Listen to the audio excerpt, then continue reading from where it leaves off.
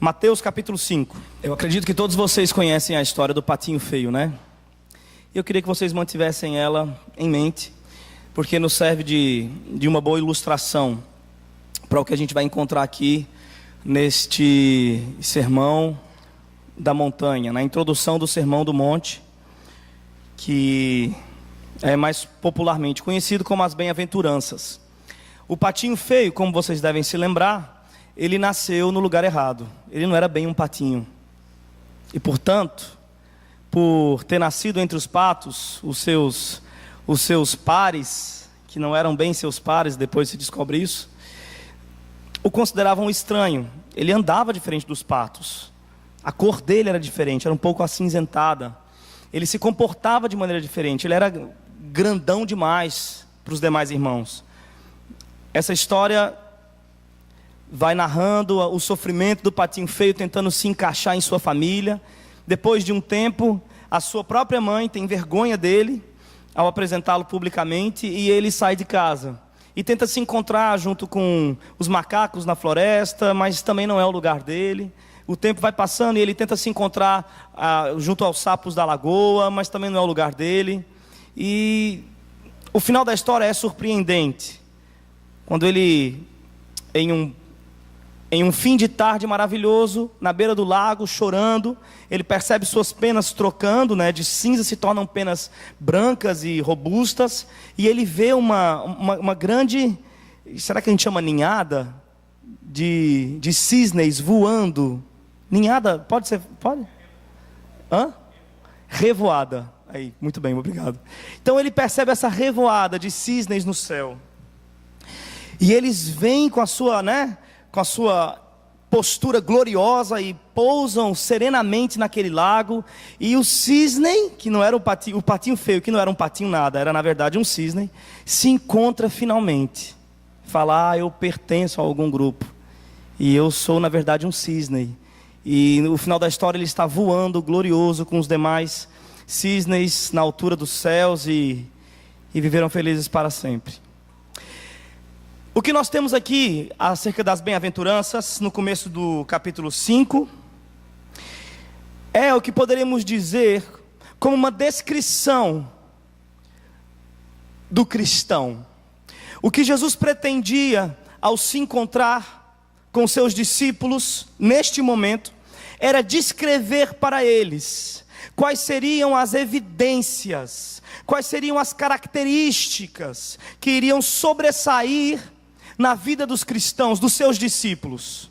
O texto começa dizendo: vendo as multidões, Jesus subiu ao monte e se assentou. Seus discípulos aproximaram-se dele e ele começou a ensiná-los, dizendo... Ao contrário do que muitos filmes ilustram para a gente, né, mostram Jesus ensinando o Sermão do Monte, entre a multidão ali, eu estou convencido, junto com alguns teólogos da antiguidade, de que estas palavras não foram proferidas para a multidão, mas foram proferidas para os seus discípulos mais próximos. E se você esquecer por um pouco das imagens dos filmes, e se ater somente ao que está escrito no texto, perceba como fica claro e óbvio que Jesus pregou aos seus discípulos. Vendo as multidões, Jesus subiu ao monte e se assentou. A ideia é que Jesus se ausentou das multidões por um tempo. Seus discípulos aproximaram-se dele e ele começou a ensiná-los, dizendo... A ideia é como se Jesus tivesse observado as multidões, se ausentado dela, e ali no cume do monte, de maneira íntima, seus discípulos se aproximam dele, e ele começa a ensinar os seus discípulos sobre o que seria vital para um discípulo. O que era de vital importância para um discípulo de Cristo. E ele começa com as bem-aventuranças, que nada mais são do que um retrato falado do discípulo de Cristo Jesus. As bem-aventuranças não é uma lista de regras e de coisas que temos que correr atrás de nos esforçar por fazer, com nossas próprias capacidades, com nossa própria habilidade, a fim de sermos bem-aventurados. Não, as bem-aventuranças não é uma lista do que fazer, não é. O Evangelho não é uma lista do que fazer. Antes, as bem-aventuranças são traços, retrato falado. É Jesus desenhando no ar como seriam os seus discípulos, como poderíamos identificar os seus discípulos, quais são os traços marcantes de um discípulo. É como se algum de nós pudesse descrever uma mangueira e dizer: tem um tronco dessa largura, tem uma altura média de tantos metros, tem as folhas neste formato tal, tem aquelas florzinhas que vão nascendo antes do fruto. É como se alguém pudesse descrever, e essa descrição que alguém monta sobre uma mangueira não é uma lista do que a árvore deve fazer para ser uma mangueira, senão uma descrição do que é uma mangueira. Vocês percebem a diferença? Se nós encaramos as bem-aventuranças como uma lista, nós corremos sérios riscos de entrar numa empreitada por um cristianismo baseado no esforço e no mérito do homem. Portanto, as bem-aventuranças não podem ser encaradas como uma lista do que eu e você devemos fazer, senão como uma descrição de quem somos, se somos discípulos. Portanto, à medida que a gente vai percorrer essas bem-aventuranças e tecer alguns comentários, coloque-se à prova diante de Deus. Veja se esse retrato falado combina com a sua face. Coloque-se à prova diante de Deus. E se no final das contas você entender que esta descrição não se trata de você, vá ao Senhor em oração, com urgência, pedindo misericórdia, para que Ele te transforme em uma nova criatura. Amém? Vamos orar? Deus, nós estamos diante da Tua palavra, sedentos para aprender sobre o Teu Evangelho, sedentos para aprender sobre o Teu reino, e nós precisamos de um milagre, Senhor. Nós precisamos que o Teu Espírito Santo, por graça, nos instrua, nos exorte, nos destrua e nos reconstrua de acordo com a Tua palavra. Faz esse milagre, Senhor, nós pedimos humildemente, para a glória do Teu nome e para a alegria da Tua igreja, em nome de Jesus, amém. Bem-aventurados os pobres de espírito, pois deles é o reino dos céus. Quem são os pobres de espírito? Ora, meus irmãos, que maneira mais pertinente de se começar a descrição de um discípulo de Cristo? O discípulo de Cristo é pobre de espírito. Que maneira mais incisiva, mais cirúrgica de descrever, de resumir já na primeira sentença quem é o discípulo de Cristo? Um pobre de espírito. Porque de fato no reino dos céus não entrará nenhuma só alma, nenhuma alma sequer que não seja pobre de espírito.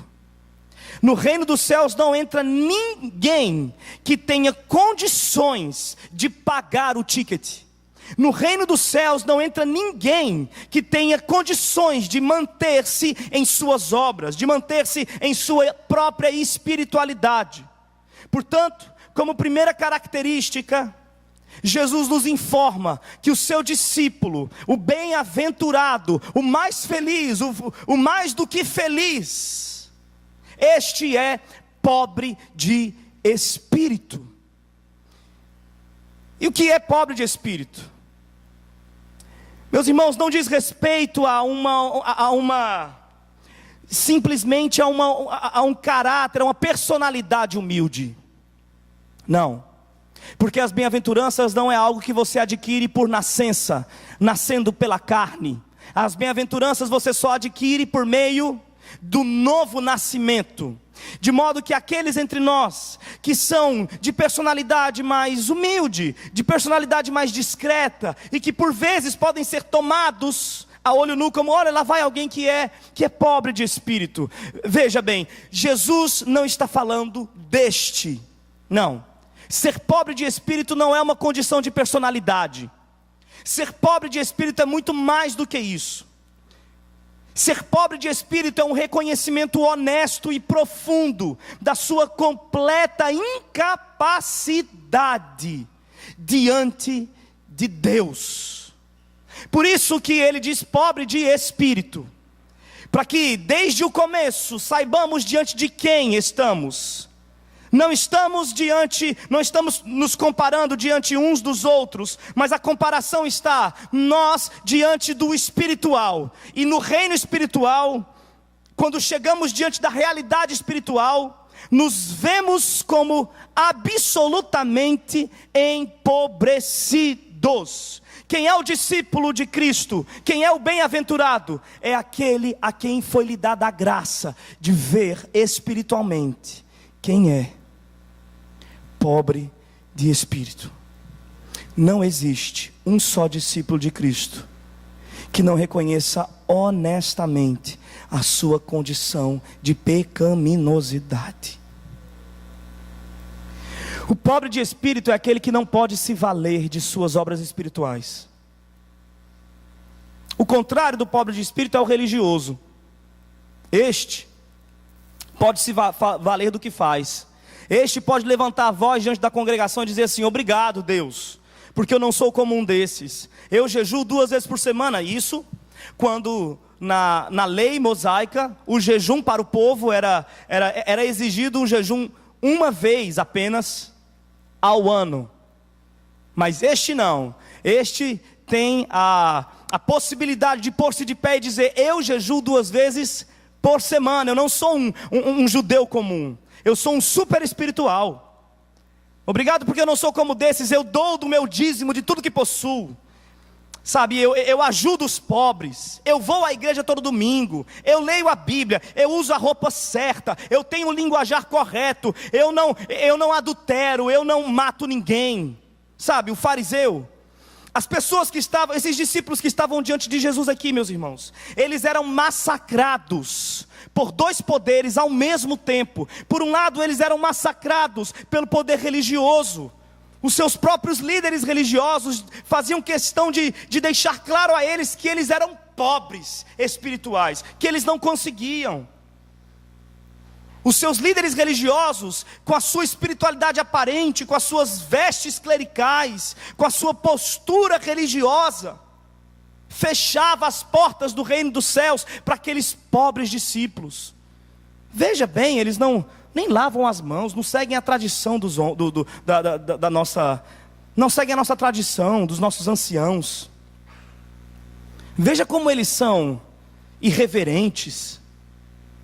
Os fariseus o tempo inteiro pressionavam aquele povo, dizendo que eles eram pobres, que eles não tinham espiritualidade o bastante para serem aceitos diante de Deus. Por outro lado, eles tinham o poder de Roma, que massacrava eles economicamente, que os mantinha em rédeas curtas. E Jesus chega para estes que eram rejeitados pelo poder de Roma, pelo poder político, rejeitados pela sociedade e rejeitados pela religião e pelo Deus pregado naquela religião. Jesus chega para estes pobres e diz: bem-aventurados os pobres de espírito, deles é o reino dos céus.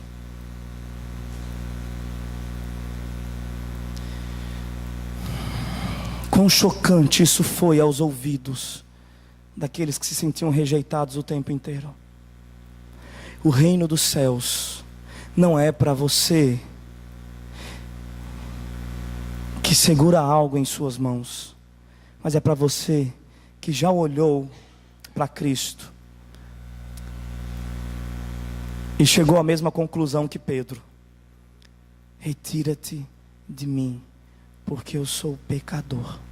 Chegou à mesma conclusão que Paulo: miserável homem que sou.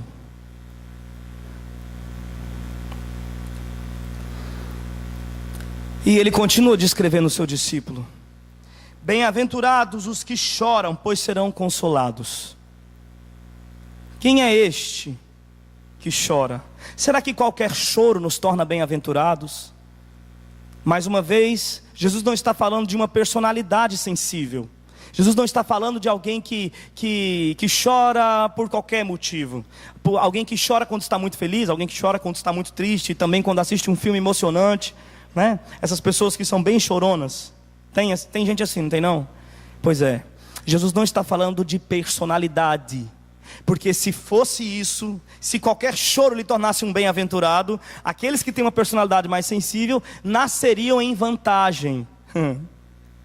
Mas diante da realidade descrita por Jesus aqui, estas bem-aventuranças são resultados não do nascimento carnal, mas do nascimento espiritual. E neste momento, talvez você seja alguém bem insensível. Talvez você seja alguém que não chora com muita facilidade por nada.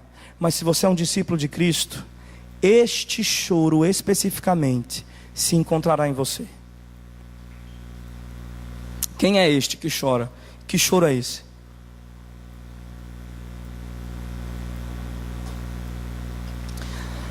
Nós podemos olhar para Jesus e perguntar quando foi que Jesus chorou. Já que Ele é o nosso exemplo maior em todas as coisas, já que Ele é o nosso principal, nosso ideal, nossa principal referência, vamos olhar para Jesus e ver quando Ele chorou. Jesus chora por dois momentos na narrativa dos evangelhos. O primeiro deles, e mais famoso, diante do túmulo de Lázaro, seu amigo. Jesus chora, Jesus chorou. Eu não acredito, e obviamente eu sei que vocês conhecem isso também. Nós não podemos aceitar a premissa de que Jesus tenha chorado diante do túmulo de Lázaro simplesmente porque Lázaro estava morto. O choro de Jesus não se parecia com o choro das irmãs de Jesus, das irmãs de Lázaro, que choravam porque estavam sem esperança alguma. Choravam porque já tinham seu irmão como morto. Não, o próprio Jesus tinha dito alguns dias anteriores que Lázaro não estava morto, mas dormia. Jesus havia dito isso aos seus discípulos. E depois os seus discípulos ficaram meio perdidos. Jesus então diz para eles: Lázaro morreu, mas a sua morte é para a minha glória. Então Jesus já tinha convicção do que aconteceria nos próximos minutos. Jesus sabia que nos próximos minutos aquela pedra estaria removida e Lázaro estaria abraçando as suas irmãs novamente. Portanto, por que Jesus chorou? Jesus chorou porque olhou para o cenário do pecado. O que o pecado faz com a humanidade. Jesus chorou pelo assalto que sofremos por conta do pecado. A morte é uma interrupção, é uma brutalidade para o ser humano. A morte ela visita pobres, ricos, gente que tem muitos sonhos, gente que não tem sonho nenhum, gente que estava no meio de uma grande obra, gente que tinha filhos para criar, gente que tinha mãe para sustentar. A morte não respeita os nossos planos, a morte não respeita as nossas relações, a morte não respeita se estamos prontos ou não, se já pedimos perdão para todo mundo, se já despedimos de todo mundo ou não. Você já deve ter passado pela experiência da morte e sabe quão brutal é ser visitado pela morte. E quando Jesus olha para esse cenário, ele chora porque é verdade. O pecado destrói o homem até o fim, destrói o homem até a sua morte. A palavra que Deus havia dito a Adão e Eva era de fato verdadeira. Adão e Eva não creram, a serpente os enganou dizendo: é certo que não morrerão. Mas lá estava Jesus diante do túmulo de Lázaro, e era verdade, morreram, os homens morreram. Nós agora mesmo estamos morrendo aqui. Não adianta, meus irmãos. O que despista o cheiro da morte que temos em nós é o perfume, é o condicionador, é o sabonete, a roupa nova passada na máquina com amaciante. Mas se nós fizéssemos uma experiência e ficássemos aqui uma semana sem tomar banho, vocês sentiriam o cheiro do fim. Nós estamos neste exato momento apodrecendo, as nossas células estão morrendo.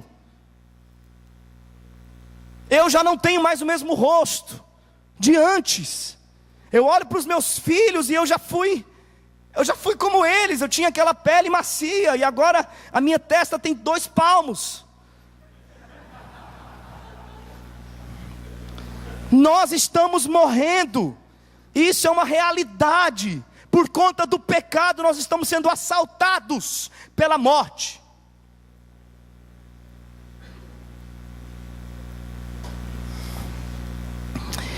Quem é o bem-aventurado que chora?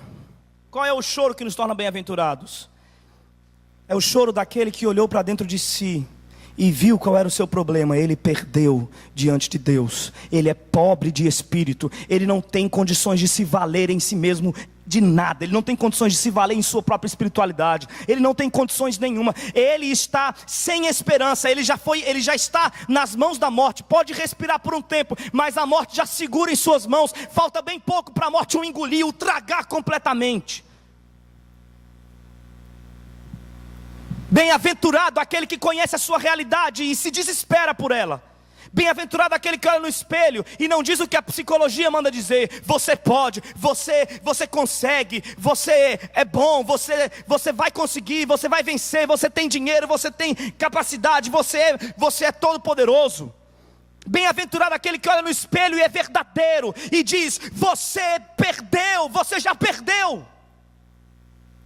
Tudo que você fez até hoje lhe colocou em condições de morte eterna. Você nasceu em morte eterna.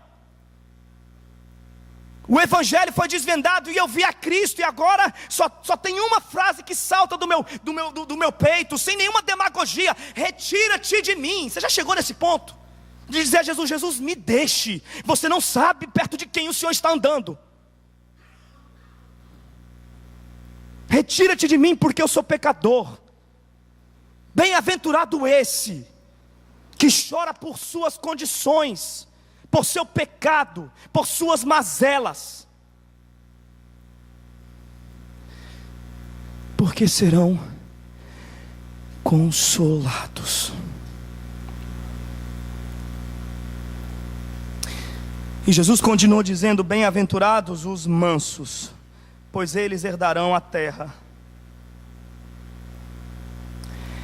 Olha que inversão de valor, incrível.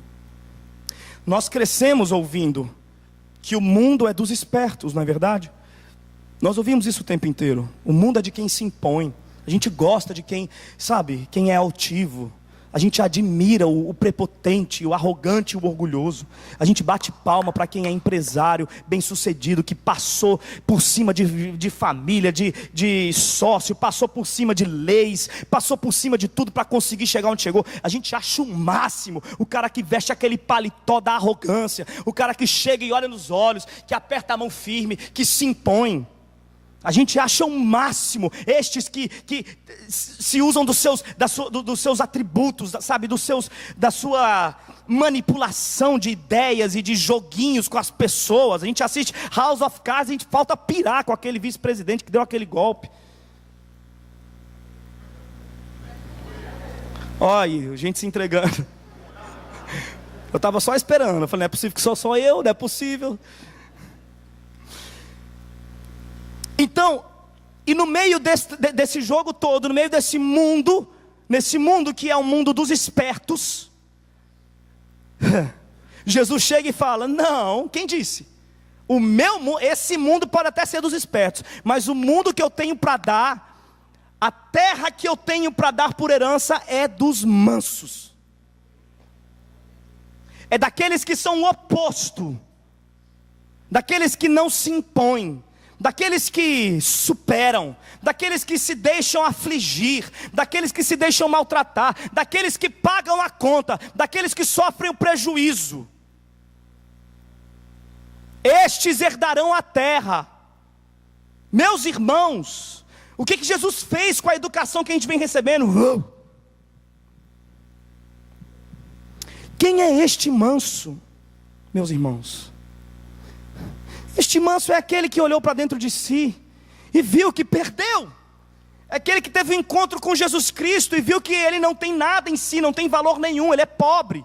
Ele está condenado por conta do pecado. Ele perdeu. E ele chora por conta de quem ele é e da sua completa incapacidade de corresponder ao que Deus espera que ele seja. Este está em choro. Esse já perdeu as esperanças em si mesmo. E agora, o que vier é lucro, né, gente? Esse é o manso. O manso, olhe para o manso Abraão, gente. Aquela idade, numa disputa que teve com Ló, muito menos idade do que ele. Abraão fala: vai, meu filho, escolhe aí, qual terra você quer? Olha para Moisés, Deus falava com ele como quem fala com um amigo. Deus entregou a lei para Moisés, meus irmãos. E Moisés está ali diante do seu sogro Jetro. Quem é que se curva diante de sogro e sogra, gente? Pelo amor de Deus. Só eu, que minha sogra está aqui, eu preciso falar isso, ainda que seja mentira. Mas quem se curva diante de sogro e sogra, e está lá Moisés dizendo assim: fala, Jetro, qual que é a ideia? Não, acho que era bom você falar. Boa ideia, Jetro, boa ideia, boa ideia. Esse é o manso. E isso é uma habilidade que só quem nasceu de novo tem. Isso é um risco de personalidade espiritual. Nenhum de nós nasce com essa mansidão de espírito aqui não. Nenhum de nós. A gente nasce para matar e para morrer. A gente nasce para brigar por nós mesmos. E está aqui Jesus Cristo como maior exemplo de mansidão, dizendo: eu não falo nada de novo não. Eu falo o que eu vejo o Pai falando. Eu não sou o inventor da Coca-Cola não. Na roda. Onde o Pai vai, eu vou. A gente tem que parar de comprar essas biografias, esses best-sellers do cara que fez o Facebook, do Bill Gates, dessa galera toda. E a gente tem que começar a consumir evangelho. A gente tem que começar a consumir biografia de missionários, de Hudson Taylor, de John Bunyan. A gente tem que começar a consumir esse tipo de biografia. Bem-aventurado você que é manso. Sabe quem é você que é manso? Você que é manso é aquele que a pessoa chega na sua cara assim e fala: olha, eu vou te fazer uma crítica aqui agora. Você é isso, isso e isso. O manso de espírito, bem-aventurado, manso, é aquele que olha e diz assim: não é que é mesmo? E isso é porque você só sabe disso. O manso tem noção de quem é, gente. O manso não está por aí querendo mentir, não. O manso não está vestindo uma capa de que não é, não. Ele pisou no meu calo, agora sai de baixo. O manso está aqui. Vai, pisou, doeu, mas para falar a verdade, eu mereço coisa pior do que isso. Eu já olhei para dentro de mim. Deus colocou um espelho na minha frente e eu vi quem eu sou. Um pisãozinho de calo aqui não é nada comparado ao que eu mereço. Um manso de espírito, isso é um risco de personalidade que só quem nasceu de novo tem. Você agora mesmo aí é para colocar a sua vida em xeque. Quem é você? Você está de acordo com o padrão desse mundo? Pisou, processo.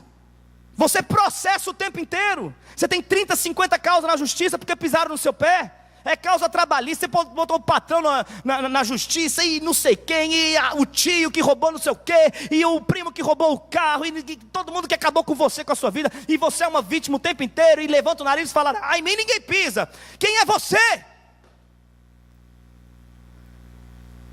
Ou você parou e já disse: gente, para, o que é carro? O que é perder esses juros do banco? O que é isso aí? Eu vou ficar estressando a minha vida, sabe? Eu vou ficar por conta de cobrar coisa que eu sei quem sou. Vou estar mentindo para a sociedade. Não é melhor ficar quieto aqui na minha?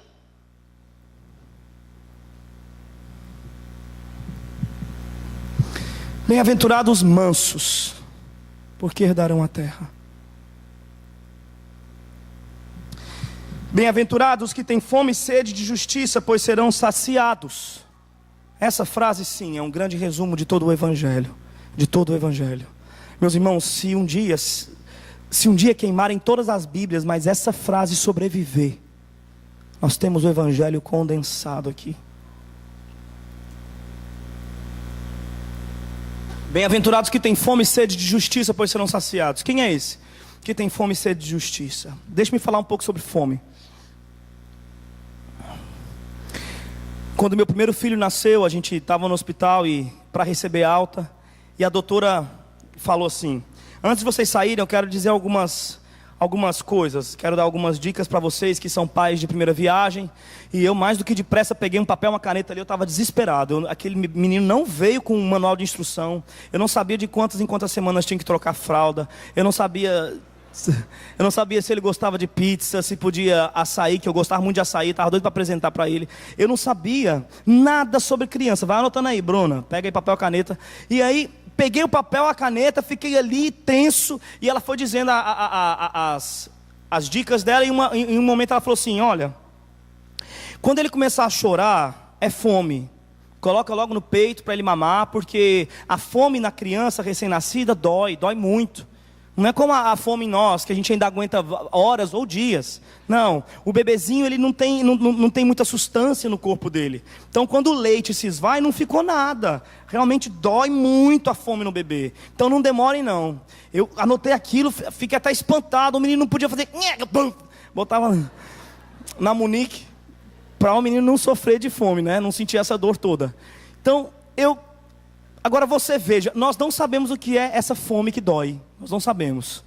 A gente está numa sociedade relativamente, né? Nós fazemos parte de uma classe da sociedade onde temos acesso fácil à alimentação e tudo isso. Lá em casa às vezes falta cor para minha sogra, almoço lá. Então a gente não sabe o que é sentir dor de fome. A gente não sabe. Isso é que é a verdade.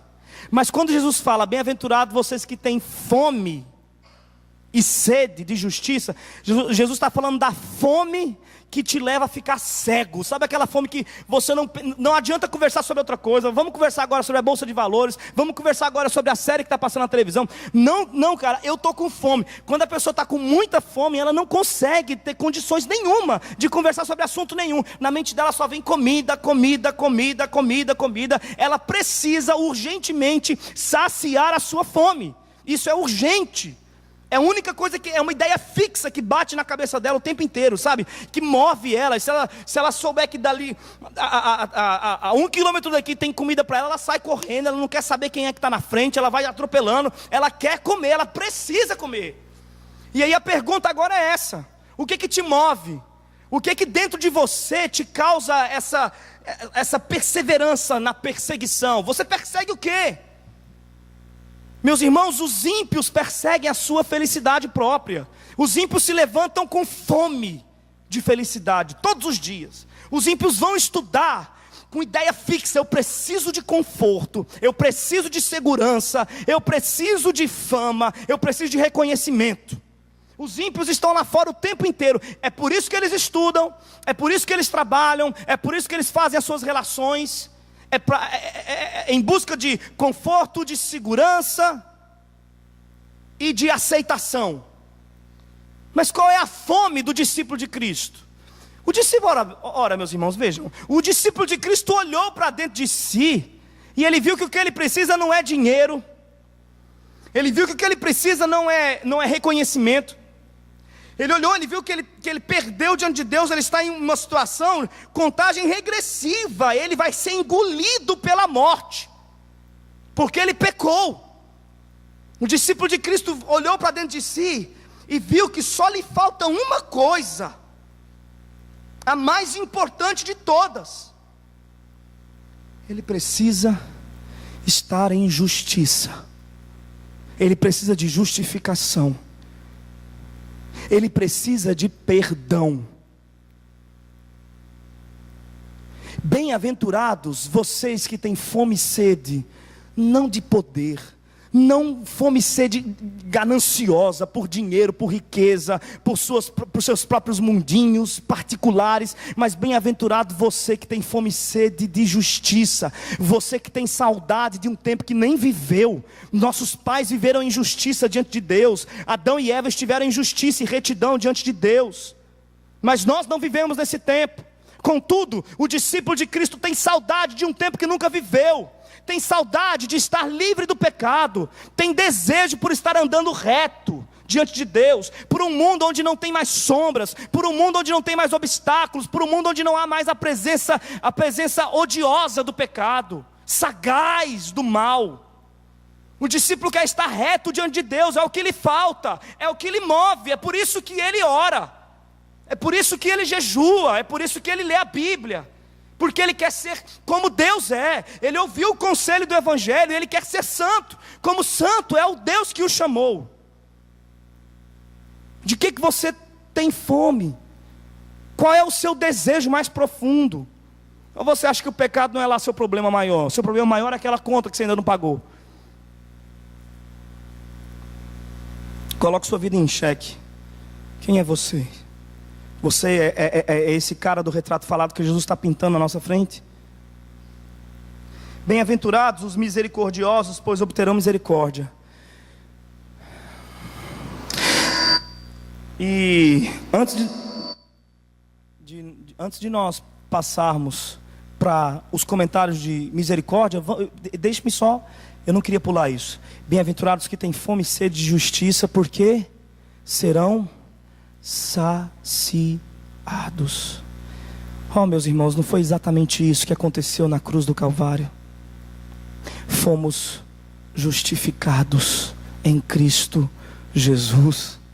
O maior desejo do homem pecador, o maior desejo certamente de Adão, o maior desejo de todos os santos filhos de Deus ao longo dos séculos, nós fomos banqueteados diante da cruz do Calvário. Jesus estendeu seus braços, derramou seu sangue e morreu para imputar sobre nós a justiça de Deus, morreu sendo maldição em nosso lugar, e nos entregou gratuitamente, por sua misericórdia riquíssima e bendita, nos entregou a justiça de Deus. Ele disse: está consumado, e fomos justificados. Quem está em Cristo olha para a cena do Calvário e tem nesta frase, nesta cena, neste episódio, a grande alegria da sua existência. Em Cristo eu alcancei. Eu tinha fome, eu tinha tanta fome, mas em Cristo estou sendo saciado. E a grande verdade é que já provamos. Sai dele agora. A grande verdade é que já provamos em alguma medida da justiça de Deus. Mas o que estamos provando de sua justiça, veja bem, esqueça a piada, olhe para cá. O que estamos provando de sua justiça aqui nessa existência não passa de migalhas que conseguimos catar na beirada da mesa do nosso Senhor. Chegará um dia em que nosso Senhor estenderá os seus braços, nos tomará em seu colo e sentaremos com Ele à mesa. E as migalhas que provamos de sua justiça vão parecer nada diante do banquete que nos fartará completamente em sua presença. Nós nos fartaremos de sua justiça, nós nos fartaremos, e neste momento não haverá mais pecado, não haverá presença do pecado, não haverá lágrima, não haverá medo, não haverá constrangimento, não haverá fome, seremos saciados. Bem-aventurados os misericordiosos, porque alcançarão misericórdia. O que podemos dizer sobre a misericórdia, meus irmãos? Quem é este misericordioso? Ora, o misericordioso é esse camarada que ele está pintando aqui o retrato falado. Ele olhou para dentro de si, ele viu que é pobre de espírito, não tem condições em si mesmo. Ele chorou, não por qualquer outra coisa, mas por quem ele era e por sua condição de necessitado. Mas ele tem sido consolado, e ele tem andado nessa existência como um ser manso, como alguém de quem você gosta de partilhar o tempo, como alguém para quem você gosta de abrir a mesa, alguém de quem você tem saudade, sabe? O manso é esse, que lá vem chegando manso e fala: poxa, está chegando manso, vai ali, menino, comprar R$1 de pão, para a gente sentar com esse rapaz aqui, comer com ele, que é bom demais, gente, é gente como a gente, é humano, sabe? Tem carne e osso. O contrário do manso é aquele que vai chegando assim e fala: ei, meu Deus, chega, nego, esconde a comida aí na geladeira. Vai chegando aquele rapaz ali religioso, Deus o livre. Então, esse camarada está andando como um ser manso sobre a terra. Ele tem fome e sede só de uma coisa, só uma coisa que ele coloca como ideia fixa na cabeça. Ele quer toda a justiça de Deus, ele quer a santidade de Deus, ele quer o caminho reto, íntegro de Deus, e ele tem sido saciado nisso, pouco a pouco, e tem esperança de que será completamente farto no porvir. E este camarada agora se encontra com os seus semelhantes. Ele se encontra com os seus semelhantes. E como é que é o seu comportamento com os seus semelhantes? Não poderia ser diferente. Ele é misericordioso. Como ele poderia fazer algo diferente disso? Como ele poderia oferecer outra coisa senão a misericórdia? O religioso, não, ele recolhe a mão da misericórdia. O religioso não consegue lhe perdoar. O religioso não consegue, ter misericórdia com seu semelhante. O religioso, ele enche a boca d'água quando vê o pecado do seu semelhante. Ele não tem misericórdia do seu semelhante. Ele enche a boca d'água e fala: é agora. As pessoas me viam aqui. Quando eu começar a contar do pecado de fulano, de cicrano, as pessoas vão me ver um degrau acima. Tomara que eu pegue mais gente no pecado aqui. Porque quanto mais gente eu ver e começar a entregar, mais eu vou estar, sendo visto como um santarrão que está acima de todos. Mas o misericordioso não é esse não. Ele tapa a vergonha do seu irmão, ele não expõe não. O misericordioso oferece misericórdia. Quem é esse misericordioso, gente? Esse misericordioso é um samaritano que andava pelo caminho e encontrou-se com alguém tão diferente de si mesmo, de outra cultura, de outra religião, um opositor político dele, um opositor religioso dele, encontra com esse seu opositor deitado no chão, assaltado, maltratado, cuspido e na beira da morte. Ele encontra com o seu opositor e ele se esquece de todas as barreiras. Ele se esquece das questões políticas, ele põe à parte. Ele se esquece das questões religiosas, ele põe à parte. Ele se esquece das questões sociais, ele põe à parte. E ele olha para o ser humano, é um ser humano olhando para outro ser humano. E ele estende a mão e socorre. Qual foi a última vez que você estendeu a mão para um ser humano e socorreu? É inevitável que uma mangueira dê manga. É inevitável. É inevitável que um discípulo de Cristo estenda a mão. Qual foi a última vez que você estendeu a mão? Bem-aventurados os puros de coração. Mais uma vez eu esqueço, eu estou um pouco apressado, eu estou com medo da hora. E já estou terminando. Mas veja bem, os misericordiosos alcançarão misericórdia. E talvez você me diga assim: Marco, eu não fiz outra coisa na minha vida inteira a não ser oferecer misericórdia. Toda vez que erraram contra mim, eu dei misericórdia. Toda vez que precisaram da minha mão, estava ali estendida. Eu não fiz outra coisa senão oferecer misericórdia. E Marco, cadê essa promessa? Os misericordiosos alcançarão misericórdia. Toda vez que eu preciso de uma mão estendida, me vêm pedras. Toda vez que eu preciso de um socorro, as pessoas se viram contra mim. Cadê a promessa desse texto? Ora, meu irmão, deixe-me asseverar algo para você nesse momento. Você pode passar a sua vida inteira oferecendo misericórdia aos seus semelhantes, sendo bondoso e generoso com aqueles que te ferem, com aqueles que estão à sua volta. Você pode passar a sua vida inteira oferecendo a mão e recebendo em troco disso mãos recolhidas, rostos virados, solidão. Você pode morrer passando uma vida inteira dessa maneira, mas eu quero lhe garantir algo aqui, não eu, mas a palavra de Deus. Quando seus olhos se fecharem aqui e você se encontrar diante do trono do juiz dos juízes, você estará mais do que nunca precisando de misericórdia, e você a encontrará. É possível que você não receba a misericórdia de ninguém aqui, mas não é possível que um discípulo de Cristo Jesus não receba a misericórdia do seu juiz, do seu Senhor, do seu Salvador, do último dia. Não é possível. Portanto, bem-aventurados os misericordiosos, eles certamente alcançarão misericórdia. Bem-aventurados os puros de coração, pois verão a Deus. Quem são os puros de coração? E o que é ver a Deus, meus irmãos? Ver a Deus é tudo que a gente mais queria. Não é por isso que a gente está aqui na igreja hoje à noite. A gente quer ver Deus. A gente até canta aquela música, quero te ver, do David Keelan, né? Quero te ver. Aqui na Presteriana a gente não canta esse negócio do quero te tocar, quero te abraçar, né? A gente faz nararirará, né? Então, ver a Deus é a maior recompensa que alguém poderia receber. Mas a pergunta fica no ar: quem pode ver a Deus? O salmista teve que lidar com essa questão de maneira profética. Quem subirá no santuário de Deus?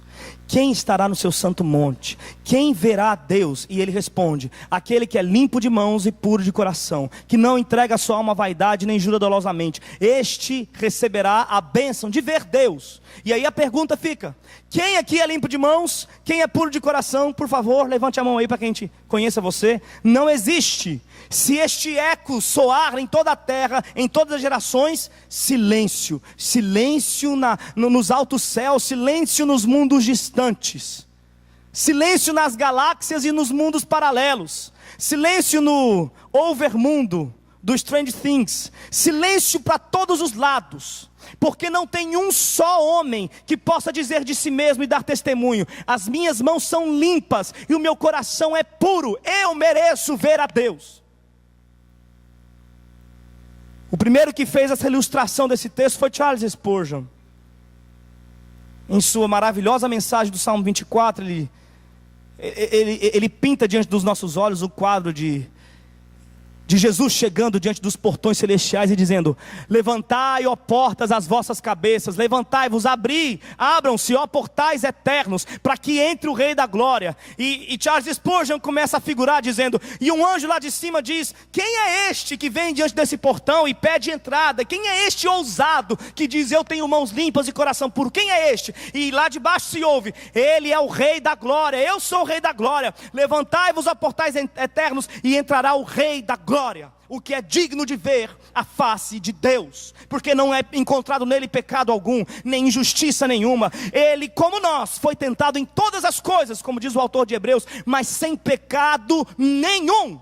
Portanto, levantai, ó portas, as vossas cabeças, e deixem entrar o Rei da Glória.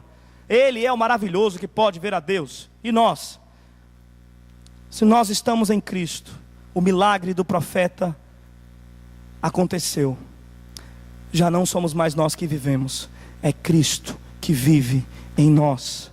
Quando ele adentrou os portais celestiais, ele não foi sozinho, mas em seu peito estava escrito os nossos nomes, os nomes de todos aqueles que são bem-aventurados, o nome daqueles que são mais do que felizes, os nomes daqueles que não confiam na sua carne, os nomes daqueles que olharam para si e desistiram de confiar nas suas habilidades, que choraram por seu pecado, que tinham fome e sede de justiça. Ele tatuou em seu peito o nome do seu povo, e ele entrou nos portais celestiais com o seu povo. E agora em Cristo Jesus podemos dizer que este bem-aventurado somos nós, os seus discípulos. Nós vemos a Deus. Quando um bebê nasce, o ímpio vê um bebê nascendo. Um filho, um discípulo de Cristo vê Deus. Quando o ímpio está diante de um mar maravilhoso e um pôr do sol incrível, o ímpio vê um mar maravilhoso e um pôr do sol. Nós vemos Deus. Quando o ímpio está diante dos seus problemas e das suas dificuldades, ele vê problemas e dificuldades. Nós vemos Deus.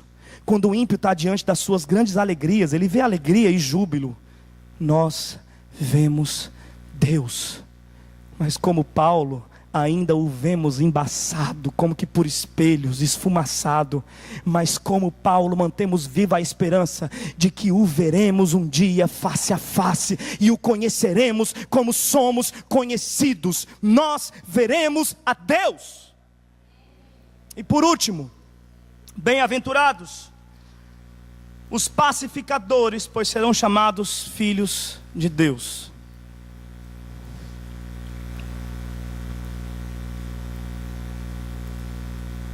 Quem são os pacificadores? São aqueles que montam ONGs pela paz mundial? Não.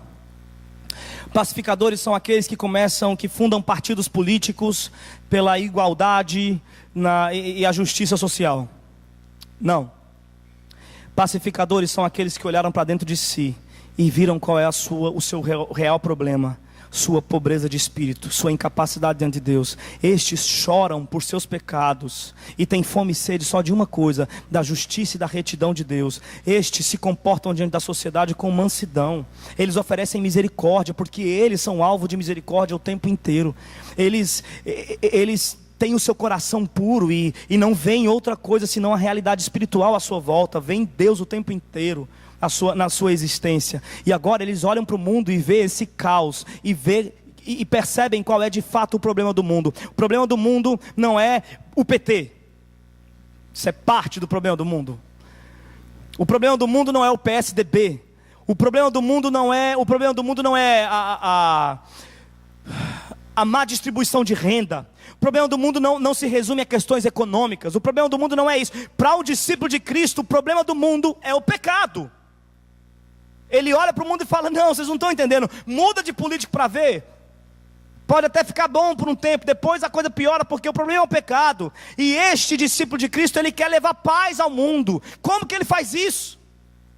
Ele prega o Evangelho, porque só o Evangelho leva a paz do homem com Deus, a paz que o mundo não pode dar, a paz que excede todo o entendimento, que está para além de ciência, a paz que está para além de organizações sociais, a paz que de fato persiste, que tem durabilidade. E quando o discípulo prega o Evangelho e anuncia a paz que Deus oferece ao homem em Cristo Jesus, quando o discípulo anuncia isso, as pessoas olham e dizem: ei, parece com aquele Messias que também falava que veio trazer a paz para o seu povo, no corpo do seu sangue. Será que é filho do mesmo Deus que ele? Deve ser filho de Deus. Quando nós começarmos a pregar o Evangelho de Jesus, as pessoas vão ver que parecemos com Ele e vão chegar à conclusão inevitável de que somos filhos de Deus. Bem-aventurados os pacificadores, porque serão chamados filhos de Deus. Se esse é você, eu sei que você tem enfrentado sérios problemas nesse mundo, porque parece um patinho feio. Imagine, o mundo inteiro segue uma direção e você segue outra. O mundo inteiro corre atrás dos seus sonhos e você corre atrás de Deus. O mundo inteiro nomeia ABC, você nomeia tudo em termos de Evangelho. Você parece um patinho feio, estranho, você parece muito estranho. Mas não se engane, no final da história, nós encontraremos o povo com o qual nos assemelhamos. Nós encontraremos o nosso povo. E nós voaremos gloriosamente de volta para o nosso lar, como belos cisnes. Esse é o final do discípulo de Cristo. Portanto, se você é essa pessoa, aguente firme. Se você não é essa pessoa, peça a misericórdia de Deus. Se você é o contrário disso, se você é a antítese disso, não é pobre de espírito, mas é orgulhoso e prepotente, não é manso, mas é arrogante e imponente. Se você não tem fome e sede de justiça, mas tem fome e sede das suas próprias ganâncias e vaidades, peça misericórdia a Deus, porque só Deus pode fazer você nascer de novo. Que Deus nos abençoe.